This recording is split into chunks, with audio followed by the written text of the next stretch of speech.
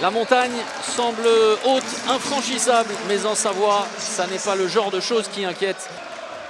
La tentative de Trita qui ne trouve pas la solution et très vite les Parisiens de l'autre côté du terrain. Et chacun sait, chacun connaît le rôle qu'il a à jouer avec cette superbe montée de balle. Kamil Chipsak qui est très souvent recherché par ses partenaires. Et bien, très bien, très bien. Cette feinte de passe dans le dos de Gonileos pour la prise d'intervalle externe. Le tir coin long cette fois. Le premier but avait été inscrit coin court, premier poteau. Avec Barbarskas ouais, également. C'est bien fait, bravo. Quelle inspiration. Alors c'est préparé évidemment tout ça, mais encore une fois, Gonileos surprend tout son petit monde dans l'intervalle externe.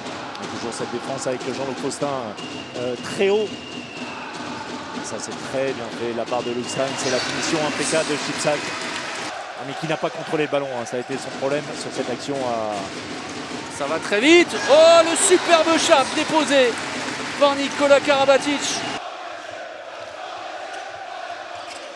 Gonileos très inspiré ce début de partie. On rappelle l'absence de Kostoya. Il est un artiste et au-delà de ça, c'est un artiste qui est de plus en plus efficace. Bien sûr. Comme les Kamil Chipsak. Depuis le début de la rencontre, il est absolument monstrueux. Imaginez-vous, il a déjà inscrit autant de buts que la saison dernière. On joue la 18e minute. 6 unités déjà. Un engagement rapide. Puisqu'on parle de Montpellier, on retrouve sur Anquil. Et un coup à jouer à droite, évidemment. Ils ne sont pas replacés, les Parisiens. Oh là, Arthur. Et le réflexe. Deuxième chance. Nouvel arrêt. Il y a eu droit hier. Ça a été même sans doute le tournant, le premier tournant de cette partie. Le 14-18. Le décalage. Et ce ne sera pas le cas ce soir avec ce 15e but. Là aussi, une nouvelle fois, la défense parisienne. Quelle passe remarquable de Mikel Hansen. Évidemment. Et ça, c'est très compliqué. Ça arrive tellement vite, ce tir costal. La dernière opportunité. Scoubé. Quel arrêt de Yann Gentil. 2 secondes. On va en rester là. 20-16. Le plus gros écart donc depuis le début de la partie. On va évidemment beaucoup parler et on en reparlera très vraisemblablement sur les prochaines semaines. De la formation aussi côté Chambé avec l'inauguration, on l'a vu, de ce que fait aussi Montpellier de manière absolument admirable. C'est l'essence de ce grand club qu'est Chambéry. La formation est une chose, est une pierre effectivement d'un édifice fondamental. Et Montpellier. Oui, aussi. Quel arrêt de Vincent Gérard. Et la passe de Nikola Karabatic. Il y a un coup à jouer évidemment pour Barbarskas qui va au premier poteau. Vincent Gérard. Chipsak, c'était tout sauf évident. La passe dans le dos. Gréby, très peu d'angle. Il trouve quand même la solution. Remarquable Mathieu Gréby. Et encore 5 secondes avant le retour de Nicolas Portner dans le but. Jeu sans ballon, Trita, changement de direction, c'est compliqué. Oh, ça passe. Oh, exceptionnel. En déséquilibre, poussé vers l'extérieur. Il réussit à mettre la tête dans le filet du champion olympique Vincent Gérard. Quel coup de maître d'Alexandre Trita. Barbarskas face à Karabatic, le coup de fou. Bien vu. Nedim Remili à la conclusion. Schwenker. Oh, superbe coup de canon. La fin de Remili. Karabatic face à Trita. Ça c'est la puissance dans chaque mouvement, dans chaque attaque du ballon. Barbarskas pour ralentir la course de Nedim Remili, mais imaginez-vous, c'est un ballon pour prendre 7 buts d'avance. Et la grosse patate de Forain.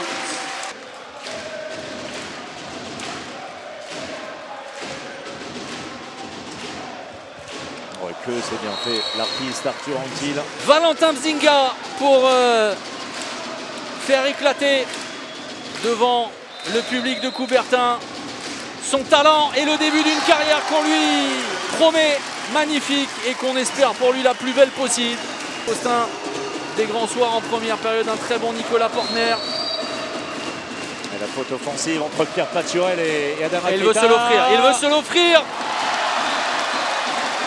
Pour refermer le couvercle, Vincent Gérard qui lui aussi a réalisé une énorme seconde période comme depuis le début de la saison. Victoire large, +7 36-29. Et comme vous le disiez, hein, Chambéry n'a pas à rougir du tout et au contraire doit s'appuyer sur ce genre de prestations parce qu'il y avait vraiment de l'engagement, il y avait de l'envie, il y avait de la fierté également. C'est souvent le cas hein, à Chambé lorsqu'on porte ce maillot. Mais attention, on va remettre ça dans un contexte. Autant Paris se balade un petit peu, on va le dire clairement, hein, depuis le début du championnat, sortait d'une vraie grosse victoire face à Nîmes. Autant Chambéry avait été surpris dans sa salle par Chartres et on aurait pu avoir une équipe un peu fébrile. On a eu un vrai gros match avec une intensité à laquelle on s'habitue. Oui, 6 buts pour vous, Arthur. On a l'impression d'avoir retrouvé Chambéry dans la constance, dans l'effort par rapport au dernier match que vous aviez perdu à domicile. Ça n'a pas suffi évidemment pour gagner, mais on a retrouvé même du plaisir de jouer. Ouais, je sais pas vous, mais nous on prend notre pied. On prend notre pied, on joue bien. Les résultats sont là. Il y a des petites coquilles de temps en temps à la maison. Ça c'est notre petit péché mignon, mais je trouve qu'on est bien. Je trouve qu'on est bien, on prend du plaisir, on fait du beau spectacle. Je sais pas vous, moi j'aime bien. Ah oui, donc on a apprécié. Et puis il y a des petits moments où on se branche aussi avec l'adversaire. C'est assez électrique tout ça. C'est ouais, pas mal on peut aussi. en parler, moi j'ai pas de problème, hein, je dis tout. Hein. Ils étaient pas prêts, vous êtes pas fair play à pas jouer. Moi le mec est pas devant moi, j'avance quoi, je joue. S'ils veulent pas, si on doit les attendre, on joue pas quoi. Donc moi j'ai joué et puis ça plaît pas à certains, tant pis. Hein, moi c'est comme ça que je vois le sport. Alors pour revenir à la rencontre, ça a duré 40 minutes. Pendant 40 minutes, vous avez vraiment fait douter cette équipe parisienne. Le problème c'est que ça ne suffit pas. Finalement, il faut jouer encore plus. Et sans doute que physiquement, c'était compliqué sur la fin. Ouais, peut-être physiquement. Je crois qu'en deuxième période, ils ne marquent pas pendant 7 minutes, 8 minutes. Et ils ont commencé à marquer sur une décision d'arbitrage un peu litigieuse. Donc je sais pas, je trouve qu'on était bien présent en deuxième mi-temps. Certains matchs un peu, on revenait des vestiaires un petit peu la tête en dedans, autant là on était présent. Et derrière forcément c'est grand, costaud, ça tient à 1 heure. Nous on avait peut-être pas toutes les armes, mais je pense qu'on s'est bien battu. Et bon, on regardera la vidéo ce qui a manqué, mais je pense qu'on peut être fier malgré voilà quand on a pêché sur la fin, pardon.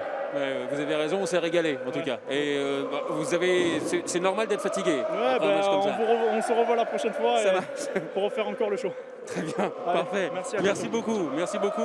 On poursuit avec l'un des autres grands de cette rencontre, Vincent.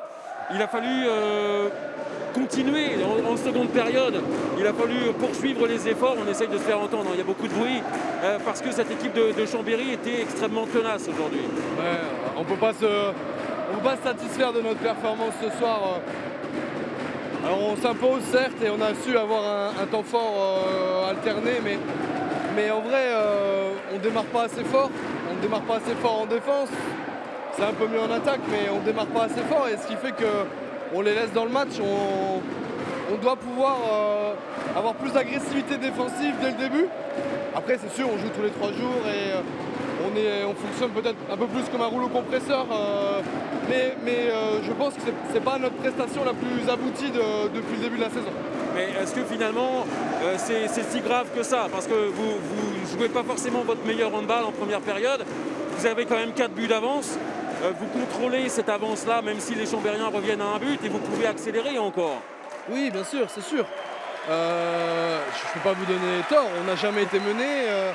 Mais c'est vrai que si on veut chipoter, c'est peut-être mieux de démarrer fort et après de se gérer que de laisser l'adversaire s'engager dans un match où c'est rugueux, où ça défend fort et on a plus de chances de se fatiguer. Mais c'est quand on veut être tatillon. Là, ce soir, effectivement, la victoire est belle et on va retenir ça.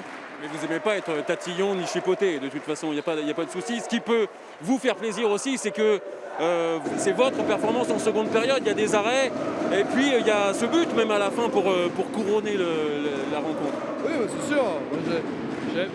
J'aime jouer au handball, j'aime jouer dans des salles pleines et ça fait plaisir de jouer avec du public, avec du bruit, avec même de l'enjeu, parce qu'au moment où je suis rentré, je pense qu'ils reviennent à 1 ou 2 buts, donc c'est plaisant et c'est mon métier, mais c'est aussi ma passion, donc je suis heureux tout simplement d'être sur le terrain. Merci beaucoup. Je fais un petit coucou à Strasbourg, je pense bien à vous.